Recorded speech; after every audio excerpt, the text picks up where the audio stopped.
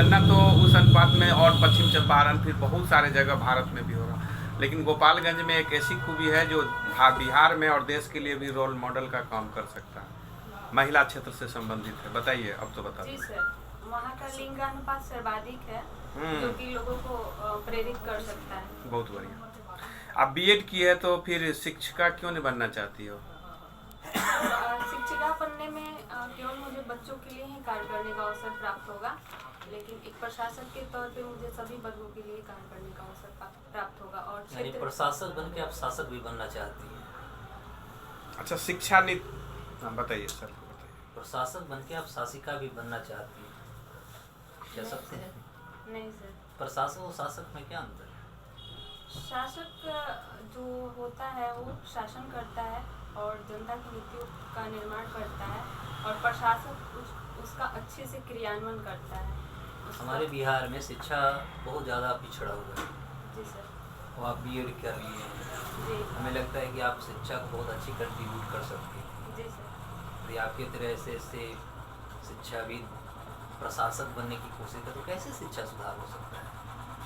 Sir, मैं एक शिक्षिका के तौर पे मैं मानती हूँ ज़्यादा, एक शिक्षिका के तौर पे मैं केवल एक स्कूल में कंट्रीब्यूट कर सकती हूँ, लेकिन एक प्रशासक बन के समाज के लिए भी बहुत कुछ आप कर सकते हैं।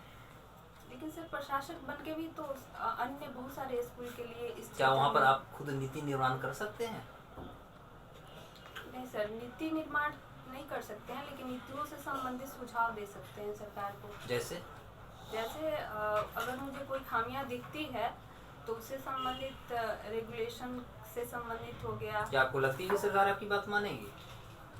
सर, सुझाव देना मेरा तो कर्तव्य है, माने या ना माने सरकार के ऊपर निर्भर करेगा।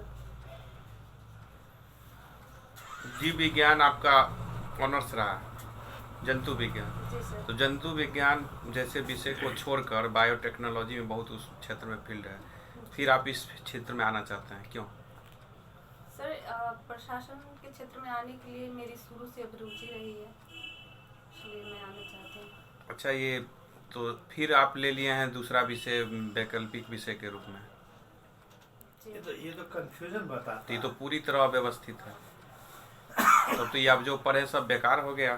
नहीं सर, बेकार नहीं हुआ। तो फिर मैं प्रशासन के क्षेत्र में भी, जैसे मत्स्य पालन हुआ, पशुपालन हुआ, या स्वास्थ्य के क्षेत्र में महिलाओं को जागरूक करना हो। अच्छा, ये मत्स्य की बात कर रहे हैं जी। अभी भारत में ऐसा कौन सा जिला है, भारत में बात कर रहा हूँ, कौन सा जिला है जहाँ पर कह सकते हैं टोटवाइज रिहेबिलिटेशन सेंटर बनाया गया है?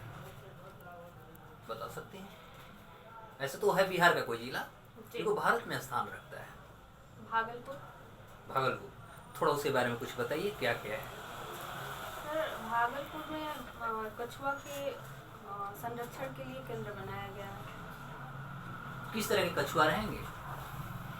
कछुआ का भी कुछ प्रकार वहाँ बताया गया है। कछुआ है, डॉल्फिन है। डॉल्फिन का। कितने कछुआ को वहाँ रखा जा सकता है? सॉरी सर, इतनी गहरी जानकारी मैंने नहीं लिया। गहराई तो कहाँ, पानी में तो गहराई नहीं था। मतलब अध्ययन मैंने ज़्यादा नहीं। अच्छा, मछली संबंधित अभी जो है विगत वर्षों में बिहार सरकार जो आंध्र प्रदेश सबसे आ रही थी मछली, उस पर रोक लगा दिया था। रोक लगाने के कारण क्या था? ये भी मुझे पता नहीं, लेकिन हो सकता है बिहार में मत्स्य। आप कहाँ रहती हो जो आपको पता नहीं था? सर, मैं बिहार में ही रहती हूँ। तो फिर आपको पता नहीं? काफी चर्चित था ये विषय। चलिए, मछली नहीं बताएंगे तो बताइए, भी आलू और प्याज के जो दाम बढ़ते जा रहा है जी, इसका मुख्य रीजन क्या है? इसके लिए किसको आप जिम्मेवार ठहराइएगा?